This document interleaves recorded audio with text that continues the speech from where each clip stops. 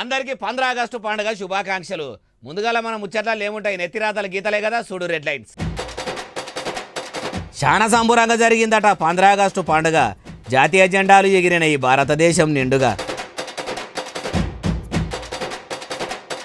2 సార్లు BRS అయ్యిందట అట్టరు flop.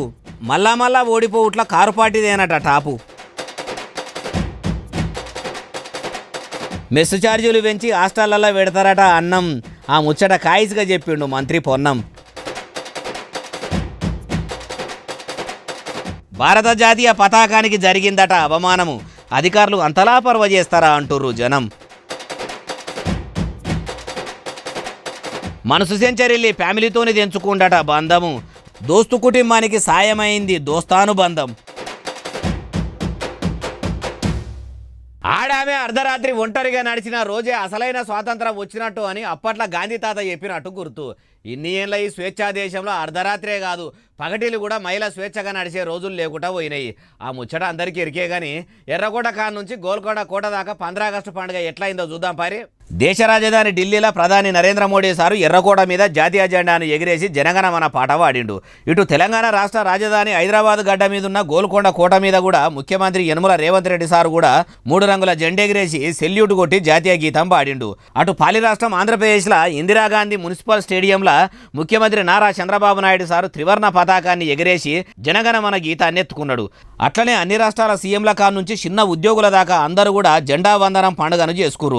ఈడొకటి చెప్పుకోవాలి, ఇన్ని ఏళ్ళ ఈ స్వతంత్ర భారతంలో స్వేచ్ఛా వాయువులు పీలుసుకుంటున్నాము అనుకుంటా చెప్పుకుంటానే వస్తుర్రు. ఏ ప్రభుత్వం అధికారంలోకి వచ్చినా ఎప్పుడు ఒకటే మాట, మేం ప్రజాసేవ చేసేదందుకే వచ్చినాము, దేశంలో దరిద్రాన్ని లేకుండా చేస్తామని చెప్పుడు ఉన్నది తప్పితే చేసింది ఏం లేదు. 78 ఏళ్లలో ఇప్పటికీ కూడా ఎనుగుల చిప్ప ఎనుగులనే అన్నట్టున్నది. చంద్రమండలం మీదికి రాకెట్లు పంపేంత టెక్నాలజీ ఉన్న మన దేశంలో తండాలకు గూడాలకు అంబులెన్సులు పంపని పరిస్థితి దాపురించింది. గవర్నమెంట్ బడుల గతి మారలేదు. సర్కారు ఆఫీసుల్లో సామాన్యులకు న్యాయం జరిగేటట్టు లేదు. ఈ ప్రజాస్వామ్య దేశంలో ప్రజలకు అడిగేంత స్వేచ్ఛ ఉన్నా ప్రశ్నించినోళ్ళ పనులు కావు. తెల్లదొరల నుంచి స్వతంత్రం వచ్చి స్వేచ్ఛగా బతుకుడు ఉన్నది తప్పితే మన దేశంలో ఉన్నోళ్ళ నడమలనే స్వేచ్ఛగా బతుకుడు కష్టంగా ఉన్నది అంటుర్రు ఈ ముచ్చటిన్నోళ్ళు. తెలంగాణ ఐటీ మంత్రి దుద్దిల్ల శ్రీధర్ బాబు సారు ఫ్లాపు సక్సెస్ల గురించి మాట్లాడుతున్నాడు. ఎవరు ఫ్లాపో ఎవరు సక్సెసో అందరికీ తెలుసా అంటున్నాడు. నిన్న మొన్నటి దాకా అమెరికా దక్షిణ కొరియాలకు వచ్చిన సారు ఇప్పుడు ఇట్లా ఎందుకు అనవలసి వచ్చింది, ఎవరి గురించి అన్నాడో శ్రీధర్ బాబు సార్నే అడుగుదాం. సారు చెప్పుర్రిగా. శ్రీధర్ బాబు గారు, ఇక మీ శిల్క పాల్కులు వినబెట్టుండ్రి. ఫ్లాపో సక్సెస్ చూసిండ్రు, జనం చూసిండ్రు. జనం 2 సార్లు చెప్పిండ్రు వాళ్ళకి జవాబు. అసెంబ్లీలో చెప్పిర్రు, మన పార్లమెంట్లో పూర్తి స్థాయిలో చెప్పిర్రు ఎవరు ఫ్లాప్ కాదు. ఈ విధంగానే వారు మాట్లాడుతూ ఉంటారు, జనం చూస్తూ ఉంటారు, మరొకసారి వారు ఫ్లాప్ కావటం జరుగుతుంది. ఇట్లా ఎవరని అన్నాడంటే ఇంకెవలను గులాబీ గుడిసెల ఉండి గడికోపారి కాంగ్రెస్ సర్కారు ఏ పని చేసినా ఇది ఇట్లా కాదు అది అట్లా కాదు అని తలా తోక అన్నది లేకుండా బీఆర్ఎస్ లీడర్లు మాట్లాడుతున్నారట. ఎందుకు అన్నాడు అంటే పెద్ద ఎత్తున పెట్టుబడులు తెస్తాము, పెద్ద పెద్ద కంపెనీలు తెలంగాణకు పట్టుకొస్తామని ముఖ్యమంత్రి Yanamala Revanth Reddy sir team, IT మంత్రి శ్రీధర్ బాబు సారుల టీములు పోయినాయి. వాళ్ళు ఆడదాకా పోయి 10 దినాలున్న రాష్ట్రంలో కంపెనీలు పెట్టేందుకు కొన్ని కంపెనీలు ముంగడికి వస్తలేవని అన్నారట. సీఎం సారు ఆడదాకా పోయి అట్టర్ ఫ్లాప్ అయ్యిండని అంతా బదనాం చేస్తున్నారట. కాంగ్రెస్ సర్కారును బదాలరకు గుంజి అబద్ధాలు చెప్తున్నారట. మేము కాదు ఫ్లాప్ అయ్యింది, 2 మాటల అట్టర్ ఫ్లాప్ అయ్యింది బీఆర్ఎస్ లీడర్రే. ఇట్లనే మాట్లాడితే 3వ పారి కూడా ఫ్లాప్ అయ్యేది కారు పార్టీ అనుకొచ్చిండు. అయ్యా శ్రీధర్ బాబు సారు, మరి మీ సక్సెస్ ను ప్రజలు కూడా ఎప్పుడు చూస్తారో ఆ ముచ్చట కూడా ఇంత క్లారిటీగా ఎప్పుడు చెప్తారు సారు, ఏం కథ అంటున్నారు ఈ ముచ్చటిన్నోళ్ళు. హాస్టళ్లలో ఫుడ్ పాయిజన్ కేసులు ఎక్కువైతున్నాయి కదా. కొంతమంది విద్యార్థులు గురుకులాల్లో పెట్టే బువ్వ పడక చచ్చిపోయారు కూడా. అట్లా అయ్యేందుకు అసలు కారణం ఏంటిదని బీసీ సంక్షేమ శాఖ మంత్రి పొన్నం ప్రభాకర్ సారు తెలుసుకున్నట్టు ఉన్నాడు. వసతి గృహాల్లో మంచి వంటకాలు చేయాలంటే ఏం చేయాలనో కూడా చెప్పిండు. రాష్ట్రంలో ఏ హాస్టల్లో చూసినా సౌలతులు చక్కగా లేక ఎలుకల తిరుగుడు, పందికొక్కలు పరిశాన్ చేసుడు, బువ్వ సక్క వెటకపోవుడు, పురుగులు పడ్డ అన్నం పెట్టుడు, పొరగాన్ల పానాలతోని చెలగాటమాడు, ఇవన్నిటికీ కారణం ఏంటిదని ఇషారా చేస్తే ఏమున్నది, మెస్సు ఛార్జీలు వెరగకపోవుడేనట. నిన్నీయాల ధరలు ఎట్లున్నాయి, పెట్రోల్ డీజిల్ ధరలు పిటాన పిరమైన కాన్నుంచి ఉప్పు కాన్నుంచి పప్పుల దాకా, కూరగాయల కాన్నుంచి బియ్యం దాకా అన్నిటి రేట్లు మొగులు మీదికి ఎక్కి కూసునే.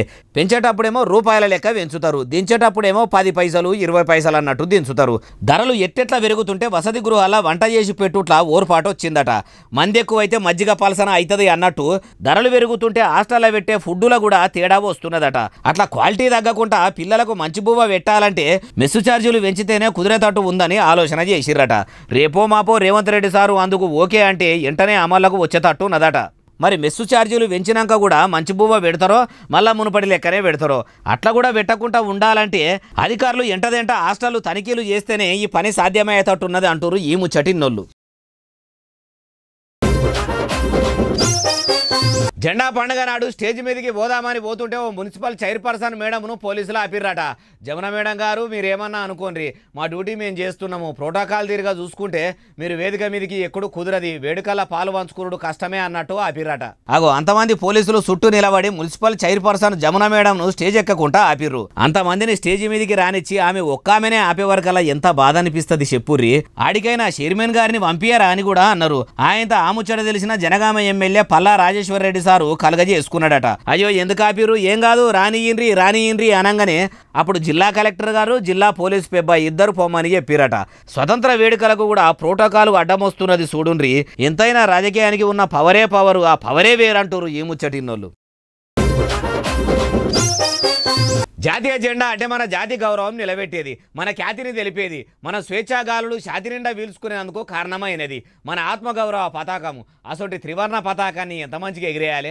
సిద్దిపేట జిల్లా గజ్వేల్ ప్రజ్ఞాపూర్ మున్సిపాలిటీ ఆఫీసు ముంగట ఎట్లెగిరేసిరో చూడుర్రి. 78వ స్వతంత్ర దినోత్సవం అని 15 ఆగస్టు పండుగకు మాలస్క మందే మున్సిపాలిటీ వాళ్ళు హాజరుపడ్డారు. చూసినరా, కాషాయం రంగు మీదికి ఉండాలి, తెల్ల రంగు నడమల ఉండాలి, ఆకుపచ్చ రంగు కిందికి ఉండాలి. మరి తెలవనోళ్లతోనే కాగితాలు అతికేయించి జెండాను గట్టిపిచ్చిండ్రు. అవి అంటే టోళ్లకు జెండా ఎట్లా పెట్టాలో తెలియక తాడుగట్టి పెట్టినరో గాని మొత్తానికి మున్సిపాలిటీ బంగ్లా ముంగట ఎగిరేసిన జెండా ఇట్లా ఉల్టా పల్టా అయింది. చూసినోళ్ళు ఊకుంటారా, మనిషికో మాట అంటున్నారు. మరి ఆ మున్సిపాలిటీ వాళ్ళు ఒకటికి 2 మాటల బరాబరే ఉన్నదా లేదా అని చూసుకోవద్దా? కొలువులు ఎట్లాగో చక్కగా చెయ్యరు, ఆఖరికి జాతీయ జెండాను కూడా చక్కగా ఎగిరేయకపోతే ఎట్లా?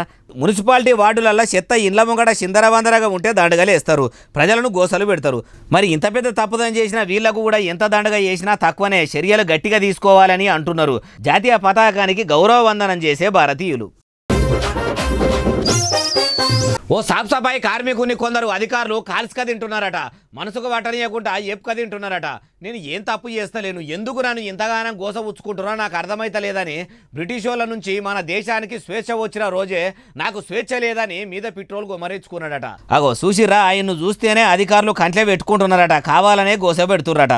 ఇగో ఈడ నెత్తి మీద నీళ్లు చల్లుకొని కళ్ళు నలుసుకుంటున్న ఈ అన్ననే ఏ సాఫ్ సఫాయి కార్మికుని ఏ మున్సిపాలిటీ కార్మికుని పెట్టని గోసలు పెడుతున్నారట. ఎన్ని దినాలని ఓపిక పట్టాలే వాళ్ళు అనే మాటలతోనే నా మనసు మొత్తం చెరిలిపోయింది. ఇక నేను బతికి కూడా వేస్ట్, నాకు వాళ్ళు అట్లా అన్నాక జీవితం మీదనే విరక్తి పుట్టింది అని రామగుండంలో జాతీయ జెండా ఎగిరేసే కాడికి వచ్చిండు.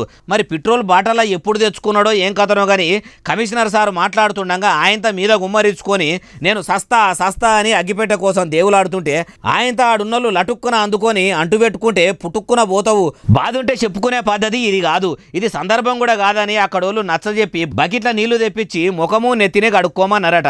చూసిండ్రా, ప్రజాస్వామ్యంలో 15 ఆగస్టు వేడుకలు జరుపుకుంటుంటే ప్రభుత్వంలో పనిచేసేటోళ్ళు కొందరు ఇట్లా బాధలు చెప్పుకునే కాడికి వచ్చింది. మరి స్వతంత్రం ఎవరికి వచ్చినట్టు ఏందో ఏమో పోండి, ఎవరిని ఏమన్నా రాకుండా ఉన్నది అంటుర్రు ఈ ముచ్చటిన్నోళ్ళు.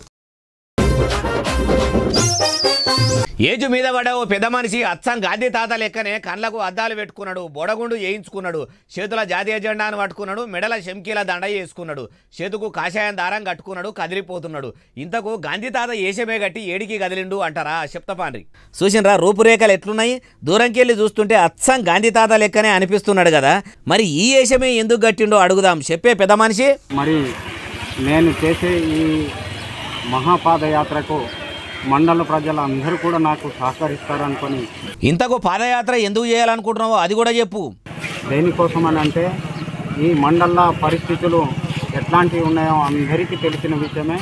కాబట్టి నేను ఈరోజు ఈ జెండా అయిన తర్వాత ఈ రామ్ మందిర్ నుంచి మహాపాదయాత్రగా హైదరాబాద్ వరకు బయలుదేరుతున్న సీఎం క్యాంప్ కార్యాలయం వరకు. ఈయన పేరు ధర్ము, కుమ్రంభీం జిల్లా తిర్యాని మండలం అట.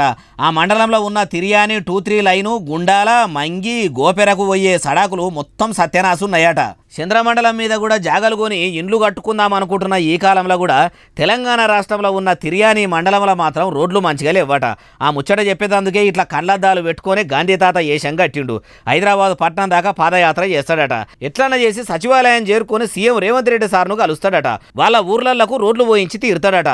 ఊరు నాకేమి ఇచ్చింది, ఊరి కోసం నేనెందుకు చేస్తా అనుకునే కొందరు మనసులున్న ఈ కాలంలో ఊరుకు రోడ్డు పోయించేదందుకు ఈ వయసులో ఈ ముసలాయన పాదయాత్ర నడిచేదందుకు నడుము గట్టిండంటే తారీఫు చేయవలసిందే అంటారు ఈ ముచ్చటిన్నోళ్ళు. ఆపదలో ఉన్న ప్రజలను రక్షించవలసిన ఓ పోలీస్కే ఆపద వచ్చి పడ్డది. కార్లా కూర్చొనే కాపాడుండ్రి అని ప్రజల గెలుపు కోరే కాడికి వచ్చిందట. కంటికి రెప్పలెక్క జనంను కాపాడే డ్యూటీలో ఉండే ఆ రక్షక భటుడు అంత ఆపదలో ఎందుకు ఉన్నాడు అంటారా? అన్ని ముచ్చట్లు వీడియో చూపెట్టుకుంటా ఎవరిస్తా పాన్రి. వరద నీళ్ళ నడమల ఇరికిన కారును చూసిర్రా? ఆగో అందులోనే పోలీస్ అధికారి ఉన్నాడు.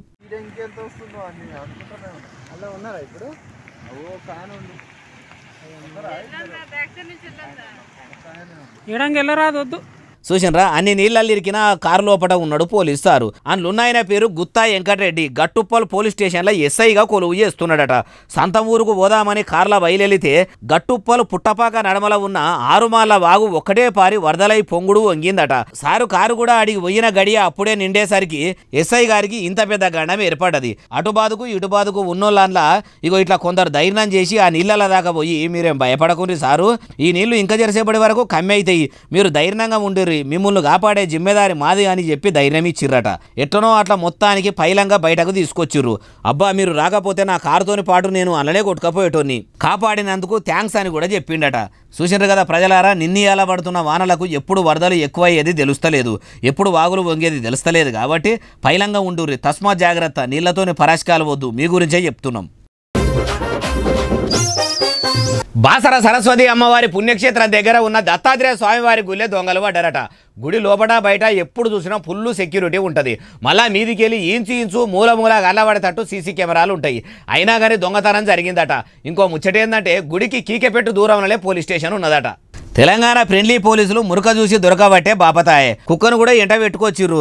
ఇక ఆడున్నోళ్ళేమో దొంగల వాడుకు కారణం ఏందో చెప్తుండ్రు. ఇనుండ్రి. మీరు ఈ రోజు ఇంత పెద్ద టెంపుల్ కు రెగ్యులర్ ఈవో లేడు, మేము ఒకటే బాసర గ్రామస్తులందరం కోరుతా ఉన్నాం, జేసీ టెంపుల్ లాగా కలెక్టర్ స్థాయిలో హోదాలో కూడా మరి ఈవో నియమించాలి. ఇక్కడ భద్రత వైఫల్యం, అదే విధంగా రిటైర్డ్ మిలిటరీతో సహా ఇక్కడ మరి నియమించాలి. ఇన్నరా ఈవో సారు ఈడ ఉండడట. ఆ గుడి రాజు లేని రాజ్యం లెక్క, సర్పంచ్ లేని గ్రామం లెక్క తయారైందట. మంటి పనికైనా మనోడు ఉండాలి. గుడి మా ఊళ్ళే ఉన్నది కాబట్టి మా బాసరల కూడా ఎంతో మంది నిరుద్యోగులు ఉండ్రు. మా ఊరోళ్లను ఈవోగా పెట్టాలంటే గుళ్ళు గోపురాల శాఖోళ్ళు సప్పుడు చేస్తలేరట. హోంగార్డులు 28 మంది రేయి పగలు ఈగెను కూడా గుళ్ళెకు పోకుండా కావలి కాసేందుకు ఉన్నారట. మరి అర్ధరాత్రి దొంగతనం జరుగుతుంటే వాళ్ళు జోరు నిద్రలకు జారుకున్నారా ఎట్లా? అక్కడోళ్ళేమో ఇట్లా నినాదాలు ఎత్తుకుండ్రు.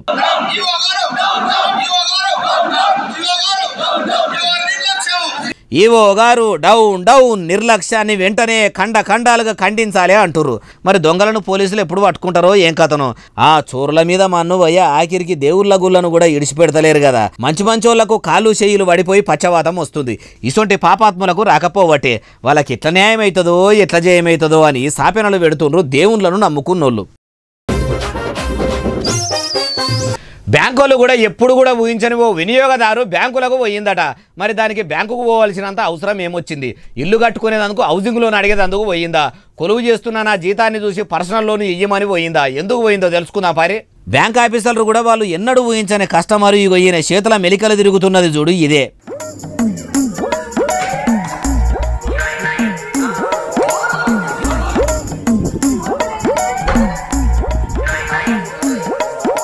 చూస్తే మస్తు పొడుగున్నది కదా. సీమ కూడా దూరనంత బందోబస్తు తలుపులు ఉంటాయి. ఈగను కూడా లోపలికి పోనీయకుండా కావాలి కాసే సెక్యూరిటీ ఉంటుంది. గాలి కూడా చక్కగా దూరలేనంత బందోబస్తుగా ఉండే బ్యాంకులకు ఎట్లా పోయిందో కానీ మొత్తానికి అందులున్నోళ్ళక అట్లే పడ్డది. అందులున్నోళ్ళు చూసి దడుచుకున్నారట. పాములు పట్టే ఈ అన్నకు ఫోను కొడితే అందులున్న ఇంచు మూల అర్రలు తొర్రలు దేవులాడి మొత్తానికి పట్టుకున్నాడు. చూస్తే జరిపోతు లెక్కనే ఉన్నది. మరి పొక్కలలో ఉండి బోరు కొడుతుంది. ఎన్ని దినాలు అట్లా పొక్కల్లా పుట్టల్లా తొర్రల్లా ఉండాలి. మాకు కూడా మీరు హౌసింగ్ లోన్ ఇస్తారా అంటే హౌసింగ్ లోన్ పెట్టుకుందామని వచ్చిందేమో. దాని బాధ అర్థం చేసుకొని బ్యాంకు వాళ్ళు పాములు పట్టేట ఆయనకు చెప్పిర్రు. ఆయన వచ్చి పట్టుకపోతున్నాడు. మరి ఈ పాము పాక్కుంటా ఏ బ్యాంకులకు పోయిందంటారా? Visakha steel plant bank of బరోడాలకు పోయి రికార్డు రూమ్ లోనే వచ్చిందట. మరి లోన్లు బరాబరే ఇస్తురా అని రికార్డులన్నీ మర్రేసి తిర్రేసి పాముల కోసం ఏమన్నా లోన్లు పెట్టే స్కీములు ఉన్నాయని చూసేదందుకు పోయిందేమో అనుకుంటున్నారు ఏమో చటిన్నోళ్ళు. అడవిల నుంచి వచ్చిన సింహాలను కుక్కలు మొరిగి తరిమినాయట. అగో సింహాలు గట్టిగా గర్జిస్తే శునకాలు సుచ్చు పోసుకుంటాయి. అసొంటిది అవిటి మీదికి ఇవి మొరుగుడు ఏంది తరుముడు ఏంది అంటారా? నిజంగానే కుక్కల అరుపులకు అడవిలోకెళ్ళి వచ్చిన సింహాలు ఆయనతో తోక ముడిచినాయట, సప్పుడు ఎగపోయినాయట.